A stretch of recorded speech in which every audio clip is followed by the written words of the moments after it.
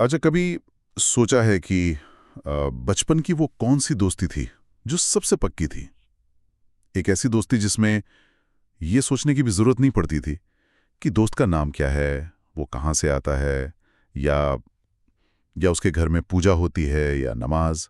बस वो दोस्त था, और वही काफी था। हाँ बिल्कुल। और आज हम एक ऐसी ही दोस्ती की कहानी की गहराइयों में उतर रहे हैं।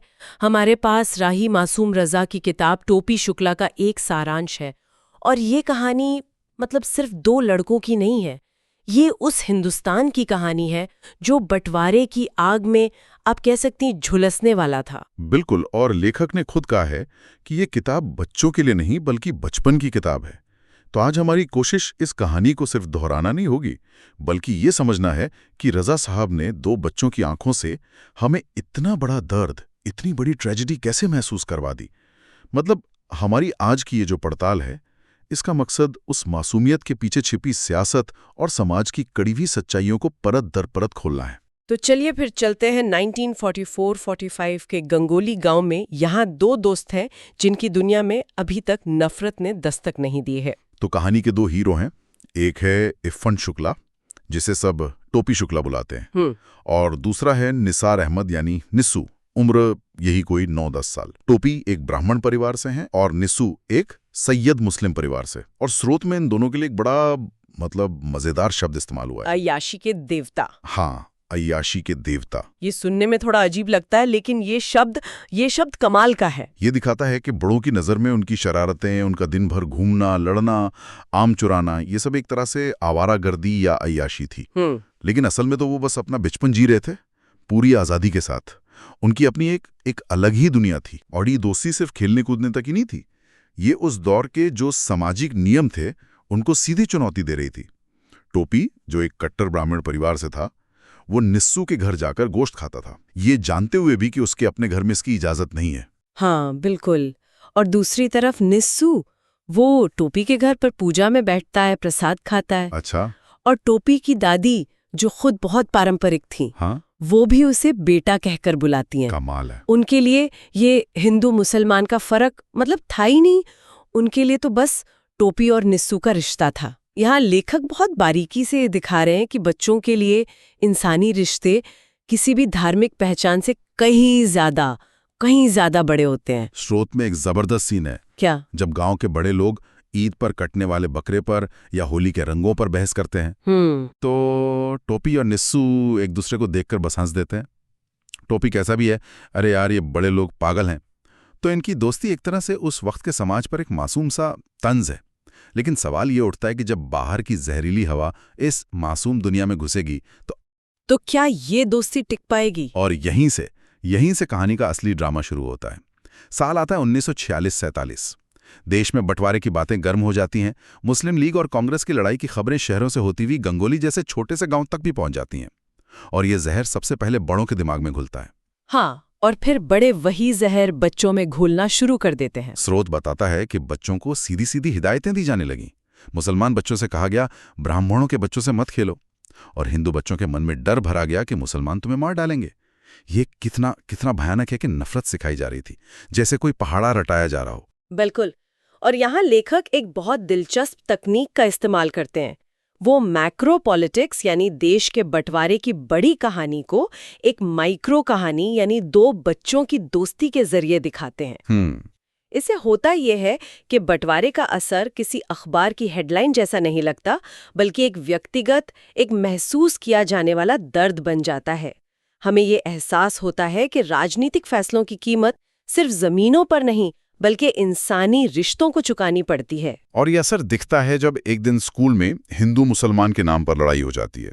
अब तक जो लड़ाइयां होती थी वो बच्चों की अपनी लड़ाइयां थीं, लेकिन ये पहली लड़ाई थी जो बड़ों की दी हुई नफरत पर लड़ी जा रही थी। टोपी और निस्सू के लिए ये एक इम्तिहान का पल था। सही कहा। वो पल उनकी दोस्ती की सबसे बड़ी परीक्षा थी। क्या वो भीड़ का हिस्सा बनकर एक दूसरे के खिलाफ हो जाएंगे? नहीं। टोपी निस्सू के साथ खड़ा होता है और निस्सू टोपी के साथ। वो एक दूसरे के खिलाफ नहीं, बल्कि उस सोच के खिलाफ लड़ते हैं जो उन्हें बांटना चाहती है। और नतीजा, दोनों को मिलकर पीटा जाता है। वो साथ में पिटते हैं और फिर साथ में रोते हैं। उनका दर्द भी एक है और आंसू भी। मुझे एक बात यहाँ बहुत चुभती है। बच्चे तो एक दूसरे के लिए खड़े हो गए, लेकिन उस लड़ाई में क्या कोई भी बड़ा, कोई टीचर उन्हें बचाने नहीं आया? स्रोत इस बारे में क्या बताता है? ये खामोशी क्या दिखाती है? ये बहुत अहम सवाल है। स्रोत में इस पर सीधा जिक्र नहीं है, लेकिन ये खामोशी ही यही सबसे बड़ा जवाब है। ये खामोशी दिखाती है कि बड़े लोग या तो इस नफरत में शामिल हो चुके थे या फिर इतने डर गए थे कि उन्होंने अपनी आंखें बंद कर ली थीं। बच्चों की मासूमियत उस नफरत के सामने अकेली पड़ गई थी। ये घटना एक छोटे से स्कूल में पूरे देश की कहानी कह देती है, कैसे सियासत ने दोस्ती और इंसानियत पर हमला किया। तो इस घटना के बाद उनकी दोस्ती और भी गहरी हो जाती है, लेकिन उनकी दुनिया हमेशा के लिए बदल जाती है। और अब कहानी उस मोड़ पर आती है जहां बड़ों के फैसलों की सबसे भारी कीमत इन बच्चों को चुकानी पड़ती है। हाँ, अब बंटवारे का फैसला हो चुका है और निस्सू के पिता, जो एक सरकारी मुलाजिम है, वो पाकिस्तान जाने का फैसला करते हैं। एक परिवार के लिए ये शायद सुरक्षा या बेहतर भविष्य का फैसला रहा होगा, लेकिन 2 बच्चों के लिए ये उनकी दुनिया का अंत था। जब निस्सू को ये खबर मिलती है तो वो भागकर सीधा टोपी के पास जाता है। दोनों उसी नदी के किनारे जाकर बैठते हैं जहां उन्होंने अपना पूरा बचपन बिताया है। स्रोत में उनके बीच की जो बातचीत दी गई है वो दिल तोड़ देती है। निस्सू रोते हुए कहता है, टोपी, मैं नहीं जाना चाहता, मैं यहाँ तेरे साथ ही रहूंगा। ये एक बच्चे की आवाज़ है, एक ऐसी आवाज़ जिसे नक्शों, सरहदों और सियासत से कोई लेना देना नहीं है। वो सिर्फ अपने दोस्त को जानता है, अपने गांव को जानता है, अपनी नदी को जानता है, और उससे ये सब छीना जा रहा है। ये उस बेबसी की आवाज़ है जो बंटवारे में लाखों लोगों ने महसूस की होगी। कह दूंगा, मैं तुझे नहीं जाने दूंगा। उसे लगता है कि उसके कह देने भर से इतिहास का पहिया रुक जाएगा। वो कितना बेबस है। वो अपने सबसे अच्छे दोस्त को रोक भी नहीं सकता। और यही इस कहानी की सबसे बड़ी ताकत है। ये बंटवारे को किसी राजनीतिक जीत हार की तरह नहीं, बल्कि एक मानवीय त्रासदी के रूप में पेश करती है। एक ऐसी त्रासदी जिसमें सबसे ज्यादा नुकसान उन लोगों का हुआ जिनका उस फैसले में कोई हाथ ही नहीं था। ये एक दोस्ती का टूटना नहीं है, ये एक बचपन का कत्ल है जो बड़ों के फैसलों ने किया है। और फिर वो आखिरी दिन आता है। निस्सू का काफिला गांव से निकलने वाला है। टोपी सुबह सुबह उसके घर पहुंच जाता है। सोचिए उस वक्त वहां कैसी खामोशी छाई होगी। क्या कहा होगा दोनों ने एक दूसरे से? शायद कुछ नहीं। शायद शब्दों की जरूरत ही नहीं रही होगी। उनका रिश्ता शब्दों से कहीं गहरा था। और फिर वो होता है जो इस कहानी के सबसे यादगार पलों में से एक है। एक ऐसा काम जो हजारों शब्दों पर भारी है। हाँ, विदा लेने से पहले टोपी अपनी टोपी उतार कर निस्सू के सिर पर रख देता है और निस्सू अपनी टोपी को दे देता है और फिर निस्सू चला जाता है। टोपी उसे जाते हुए देखता रहता है और फिर पूरी रात उसी नदी के किनारे अकेला बैठा रहता है। साहित्य में इसे सिंबोलिज्म या प्रतीकवाद कहते हैं।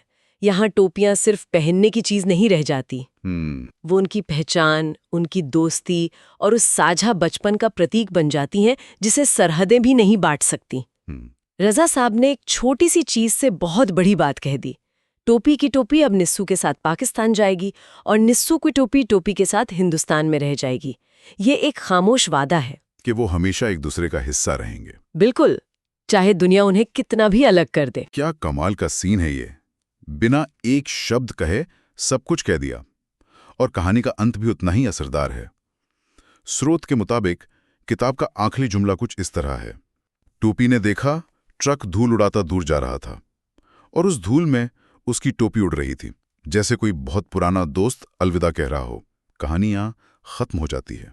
ये जो धूल का इमेज है ये बहुत शक्तिशाली है। वो सिर्फ धूल नहीं है, वो एक पूरा युग है जो खत्म हो रहा है। वो मासूमियत है जो खो रही है। उस धूल के गुबार में टोपी और निस्सू का बचपन हमेशा के लिए ओझल हो रहा है।